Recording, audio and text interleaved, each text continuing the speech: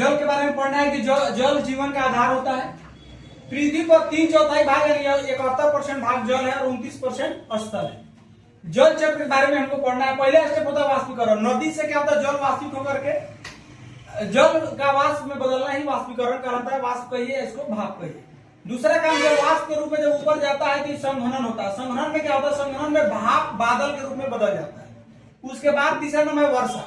वर्षा क्या होता है, बारिश जल का छोटा छोटा बूंद मिल करके किसका निर्माण करता है, बादल का निर्माण करता है। वो बादल अब चूंकि भारी हो जाता है तो वायु में वो तैर नहीं सकता, इसीलिए वो क्या करता है, पृथ्वी पर गिर जाता है और उसी को हम लोग क्या करते हैं, वर्षा कहते हैं।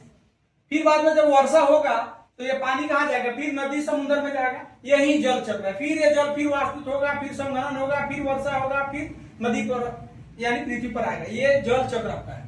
जल का वितरण मतलब इस पृथ्वी पर जल का वितरण किस प्रकार से जल को डिवाइड किया गया है। पहला चीज महासागर, सबसे ज्यादा आपका 97.3% जो जल है आपके महासागर में। वो जल कैसे है, खारा। खारा का मतलब नमकीन। इस जल में आपको NaCl पाया जाता है, सोडियम क्लोराइड, जो नमक हम कहते हैं ना, वही पाया जाता है।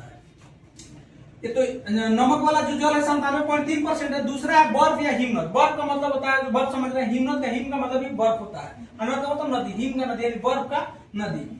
बर्फ या बर्फ की नदी में आपको 2% जल पाया जाता है। ये जल आपका खारा नहीं होता है। भूमिगत जल जो पीते हैं हम लोग, इसका मात्रा बहुत कम है, 0.68 यानी लगभग 7%, 0.7 के आसपास है, जो कि बहुत कम है। ये आपके पीने लायक जल है। और है नदी का जल, ये 0.0001%, तो समझिए 9 के बराबर है। पूरे वितरण देखिएगा तो 9 के बराबर जल है। इसमें कुल मिलाकर पढ़ना ये है कि सबसे ज्यादा जल पूछेगा कहाँ है, तो महासागर में है, जो कि 97.3 है, ये पीने लायक नहीं है। और आपका भूमिगत जल पूछता है कि कितना परसेंट है, तो 0.68। NCERT का डाटा है। लगभग 6% देगा, 7% देगा तो भी चलेगा। सुनामी के बारे में चर्चा है। तो सुनामी क्या है, जापानी एक शब्द है, एक शब्द है, उससे सुनामी वर्ड निकला हुआ है। इसका कारण क्या है, भूकंप और ज्वालामुखी। ज्वालामुखी का मतलब बहुत विनाशकारी, जब ज्वालामुखी आएगा उस कंडीशन में क्या आएगा, सुनामी। सुनामी के बाद ज्वार भाटा। ज्वार भाटा के बारे में कहा जाता है कि ज्वार का मतलब होता है पानी, समुद्र के पानी का ऊपर चढ़ना ज्वार और नीचे आ जाना भाटा। इसका कारण क्या है कि चंद्रमा और सूर्य का गुरुत्वाकर्षण कारण। ऑप्शन में देगा कि ज्वार भाटा का कारण क्या है, तो चंद्रमा सूर्य का मतलब गुरुत्वाकर्षण या पृथ्वी सूर्य का। इसमें आंसर सही होगा, चंद्रमा और सूर्य के गुरुत्वाकर्षण के कारण ही ज्वार और भाटा।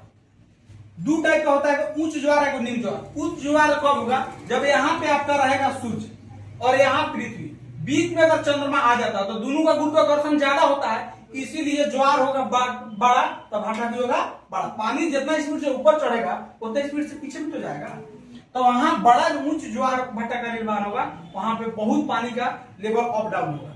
दूसरा है निम्न ज्वार, जब चंद्रमा इधर, सूर्य इधर, पृथ्वी इधर और ये दोनों के सीधे में नहीं होकर कहीं अलग साइड पे अगर चंद्रमा है तो वहां निम्न ज्वार भाटा होगा। जैसे सूर्य यहाँ है, पृथ्वी यहाँ है, चंद्रमा आपका थोड़ा सा हट के होगा, इस कंडीशन में निम्न ज्वार भाटा का निर्माण होगा।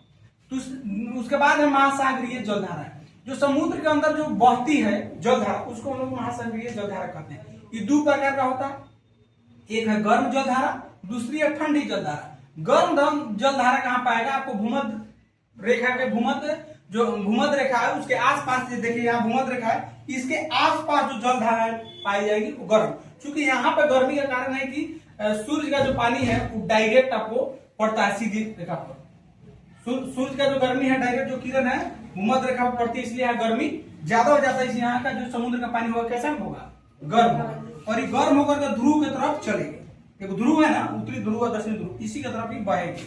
दूसरी जल्दी ठंडी जलधारा, ये आपको ठंडे प्रदेशों में पाया जाता है। जैसे ध्रुव में ठंडा ज्यादा होता है ना, 6 महीने के दिन 6 महीने का रात होता है, क्योंकि वहां ठंडा सबसे ज्यादा पाया जाता है। इसका इफेक्ट क्या पड़ेगा, इससे जलवायु का परिवर्तन हो सकता है। दूसरा, मछली पकड़ने में इससे मदद मिल जाती है। जल का संरक्षण, जल का संरक्षण मतलब जल को किस तरह बचाया जाए। तो घर में आप क्या कर सकते हैं, नल को बंद रखिए, पानी की बर्बादी न करें, आवश्यकता अनुसार ही पानी का इस्तेमाल करें। स्कूल में या कहीं बाहर है तो आप जल वर्षा का संचय कीजिए, यानी जल को गड्ढा, तालाब, नदी, पोखर इस में भी कलेक्ट करिए। और या जागरूकता, समाज में जागरूकता फैलाइए, जल को लेकर के, जल की बर्बादी न किया जाए। अब इसमें नोट करने वाले कुछ पॉइंट है जो आपके एग्जाम में पूछा जाता है। पूछेगा विश्व का सबसे बड़ा लवणता वाला सागर कहाँ है। विश्व के सबसे बड़ा लवणता, मतलब ऐसा सागर जिसमें लवणता नहीं, जो नमक का लेवल है काफी हाई है, इससे ज्यादा हाई विश्व में कहीं नहीं है। वो एक जगह है आपका इजराइल का नाम सुने, अभी लड़ाई में चल रहा है, तो इजराइल के ही, इजराइल देश है, इसी के अंदर एक सागर, उसका नाम है मृत सागर। इस मृत सागर जिसमें 340 लीटर प्रति ग्राम नमक पाया जाता है, इसमें आदमी को फेंक दीजिएगा ना तो हनुमान जी लेकर तैरेगा, डूबे नहीं करेगा, इतना ज्यादा हाई नमक है। आपको फेंक दिया जाना तब ऊपरे रहिएगा, पानी के अंदर चल नहीं, ठीक है। जनरली 1000 का 35वां भाग नमक महासागर में पाया जाता है, लेकिन यहाँ कितना है 340 ग्राम। दूसरा, विश्व में जल दिवस आपसे पूछता है कि 22 मार्च को मनाया जाता है, जल संरक्षण के लिए मनाया जाता है हर एक साल 22 मार्च को, ठीक है। 22 मार्च को बिहार दिवस को मनाया जाता है। इंदिरा पॉइंट के बारे में पूछेगा, ठीक है। 2004 में जो सुनामी आया था उसमें इंदिरा पॉइंट, जो कि अंडमान निकोबार द्वीप समूह का ये हिस्सा है, इंदिरा पॉइंट, उसका सबसे उत्तरी बिंदु इंदिरा कोर और सबसे दक्षिणी बिंदु इंदिरा पॉइंट कहाँ है, अंडमान निकोबार द्वीप समूह में है। 2004 का सुनामी जो आया था उसमें ही डूब गया था। उसके बाद में 2 जलधारा को बताया, गर्म और ठंडा, एग्जाम में पूछता है, 2 बहुत फेमस, एक है लेब्राडोर, पूछता है कि लेब्राडोर जलधारा कैसी थी, गर्म है कि ठंडा, तो कहिए ठंडे जलधारा। आई गोल्फ स्ट्रीम, लग रहा है स्ट्रीम का मतलब गर्म, गोल्फ स्ट्रीम कैसी जलधारा है तो गर्म जलधारा, ठीक है। इसमें इसको पूरा करके आइएगा, इसको ऑब्जेक्टिव क्वेश्चन हम देंगे इसमें।